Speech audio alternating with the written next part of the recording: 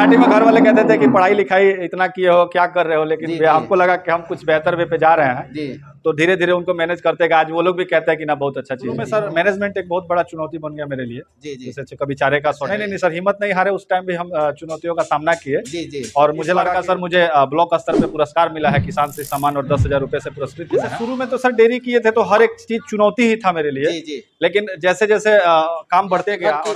जी जी, एकदम फॉर्म की बच्चिया है, 5 स्टार की बच्चिया है। इसकी माँ भी अभी यहीं है और ये भी। इनके थन का गैप देखे कि कैसा है, बाकी खाने पीने में गाय कैसी है, इसका कलर कैसा है। यही एक गाय है जिसका हम रिपीट ब्रीडर में अभी सर यही एक समस्या हम झेल रहे हैं कि सर कहीं ना कहीं अपना ही फीडिंग का ही प्रॉब्लम है, गाय का रख रखाव ठीक नहीं है। आप इसकी फॉर्चून की बच्चिया है, हिट में आई थी जी, अभी हिट में। आपके यहाँ चारा ना खाए, दाना ना खाए, बढ़िया जिस उम्मीद से लाए हो वो उस उम्मीद पे ना आए, तो सर बहुत अंतर है। और पेशेंस रखना होगा डेयरी चलाने के लिए। साल 2 साल 4 साल डेयरी से प्रॉफिट का उम्मीद ना करें। नमस्कार मित्रों, नई कृषि दर्शन में आपका स्वागत है। और आज मैं पहुंच चुका हूं बिहार के सीवान जिले में, और ये मेरे पीछे आप देख रहे हैं डेयरी फार्म। काफी जो है सिंपल तरीके से इस डेयरी फार्म को जो है एक युवा के द्वारा संचालित किया जा रहा है। लगभग जो है 4 वर्ष पूरा हो गया है, 5वां साल में प्रवेश कर चुके हैं। स्टार्टिंग में इनको क्या क्या परेशानी हुई, क्योंकि सबसे बड़ी समस्या होता है दूध की मार्केटिंग को लेकर के। तो अपना दूध कहाँ पर सेल करते हैं, किस तरह इनका रख रखाव होता है, किस तरह अपना मैनेज करते हैं, और इनके फार्म पर जो है बच्चियां भी तैयार करते हैं, सारा कुछ हम आपको इस वीडियो में जानकारी देंगे। उसके पहले मैं कहूंगा कि यदि आप हमारे चैनल पर नया है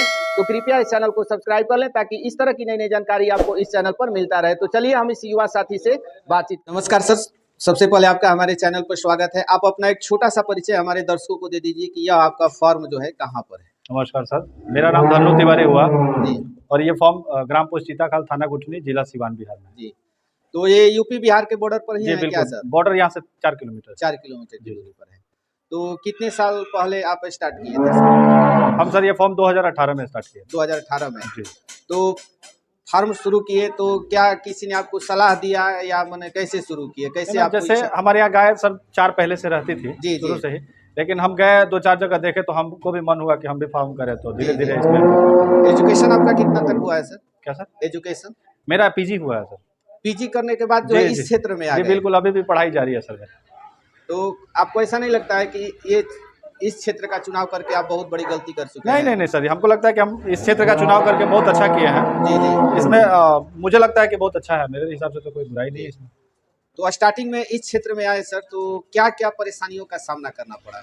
शुरू में सर मैनेजमेंट एक बहुत बड़ा चुनौती बन गया मेरे लिए। जैसे कभी चारे का शॉर्टेज, कभी भूसे का शॉर्टेज, कभी गाय में कोई प्रॉब्लम, कभी बीमारी के लेके कोई इशू। तो शुरू में तो सर प्रॉब्लम को झेलना पड़ा, लेकिन धीरे धीरे हमको लगा कि इसमें मैच्योर होते गए और मुझे परेशानी कम होते गई। जी। तो स्टार्टिंग में जब परेशानी से आप सामना कर रहे थे तो आपको नहीं लगा कि अब ये बंद कर देना चाहिए? नहीं सर, हिम्मत नहीं हारे। उस टाइम भी हम चुनौतियों का सामना किए। जी। और मुझे लगा कि अब जाके लगता है कि मुझे इस चीज में कामयाबी मिला। जी। और 4 से स्टार्ट करके सब आज इतने पे पहुंच गए हैं, तो मुझे लगता है कि साल 2 साल में हम और बड़े लेवल पे जाएंगे। जी। और इस बार का सर मुझे ब्लॉक स्तर पे पुरस्कार मिला है, किसान से सम्मान और 10,000 रुपए से पुरस्कृत हुए हैं। और इस बार जी ब्लॉक लेवल पे, और इस बार जिला लेवल पे भी हम फाइट किए हैं और 1 नंबर पे है। और अगले मंथ में वो भी मिल जाएगा। जैसे शुरू में तो सर डेयरी किए थे तो हर एक चीज चुनौती ही था मेरे लिए, लेकिन जैसे जैसे काम बढ़ते गया, और बगल में ही हमारा मार्केट है, तो हम एक आदमी को रख के वहाँ सेल करवाते गए, और जो बच गया तो हमारे यहाँ एक बहुत अच्छी संस्था है सुधा, तो हम उसको सप्लाई करते चले गए। तो रेट तो क्या? रेट सर 35 रुपए हमारा है, फैट SNF फिक्स है हमारा, और 35 रुपए एकदम जेन्युइन रेट आता है। मैंने आपका रेट फिक्स है 35? जी 35 रुपए फिक्स है। तो मिल्किंग में कितनी गाय है सर दूध देने में? क्या सर? कितनी गाय दूध दे रही है? अभी मेरे पास 7 एकदम परसेंट मिल्किंग है, एकदम ताजा में है जी, और ड्राई में अभी बाकी सारी गाय है। मैं स्टार्टिंग किया तो 4 तो थी पहले से जी, लेकिन 2 और लाके 6 से स्टार्ट करना शुरू कर दिए।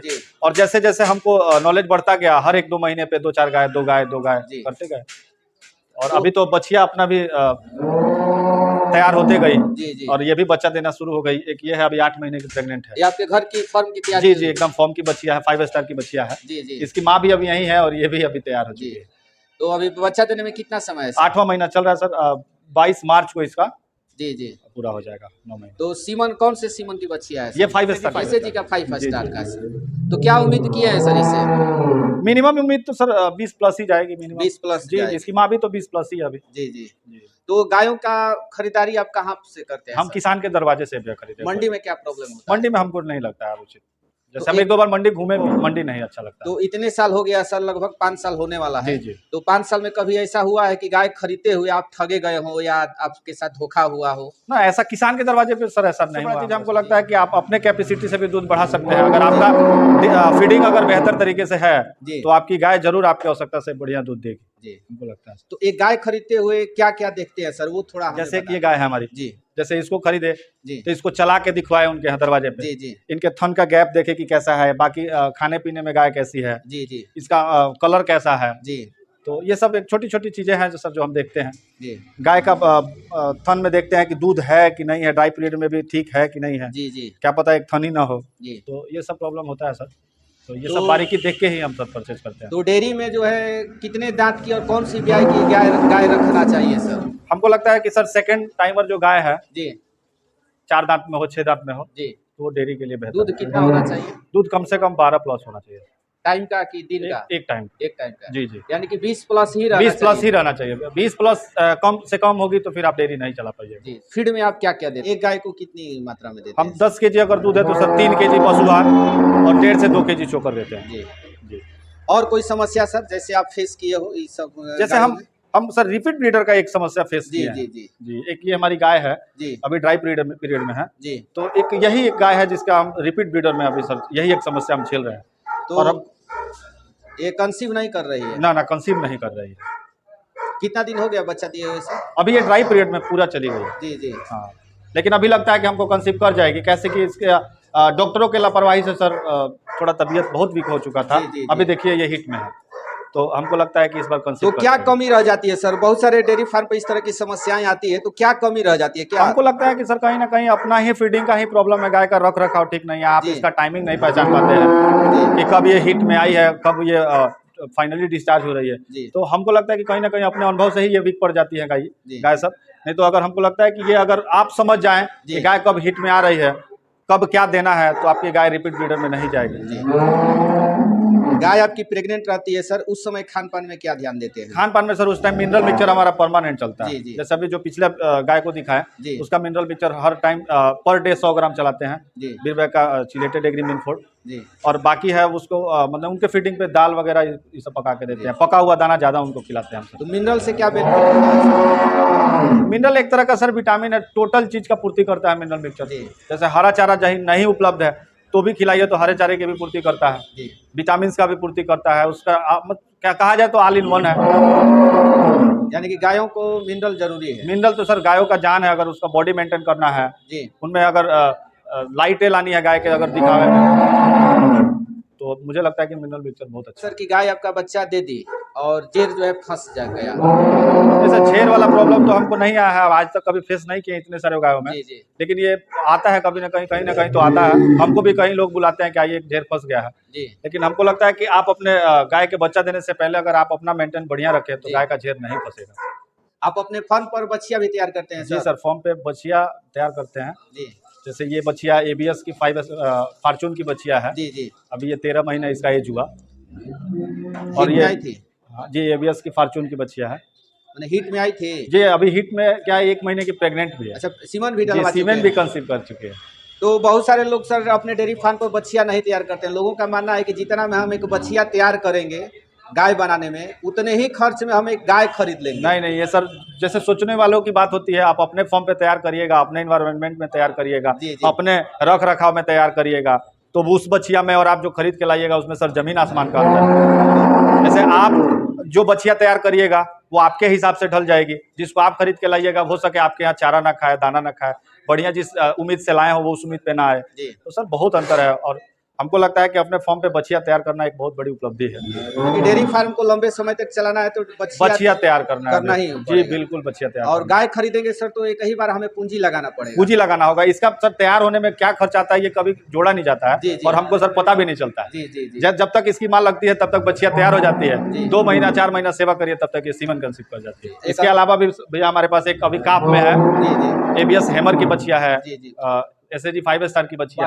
बाहर जो बंधी है। बहुत सारी डेयरियां खुलती है, लोग जो है आजकल के युवा जो है डेयरी खोलते हैं, पैसा इन्वेस्ट करते हैं, लेकिन अधिकांश डेयरियां जो है असफल हो जाती है, बंद हो जाती है। उसके पीछे आप क्या मानते हैं, क्यों बंद हो जाती है? जैसे देखिए, सबसे बड़ा चीज़ है भैया कि डेयरी का आपके करने का मनोबल, अगर मनोबल 1 साल में 2 साल में टूट जाएगा तो आप बिल्कुल उसमें माइनस हो जाइएगा। जी जी। और हमें लगता है कि आप पेशेंस रखना होगा डेयरी चलाने के लिए। जी जी। साल 2 साल 4 साल डेयरी से प्रॉफिट का उम्मीद ना करें और अपने गायों पे ध्यान दें, अपने रहन सहन पे गायों के ध्यान दें, जी जी। बछिया पे ध्यान दें, गाय के मैनेजमेंट पे ध्यान दें, तो हमको लगता है कि भैया डेयरी नहीं बंद होगा। जी। और आपका मैनेजमेंट खराब हुआ तो भैया डेयरी बंद होना ही होना है। और सबसे बड़ी चीज़, आपका पेशेंस अगर बेहतर है तो आप डेयरी चला पाएंगे। सर पूरे दिन यहीं रहती है या बाहर भी रहती है? नहीं, अभी तो ठंडी का मौसम है तो भैया यहीं पे रहती हैं। जी। गर्मी में हम बाहर, जहाँ पे अभी बरसीन का काम खेती हुआ जी है, जी।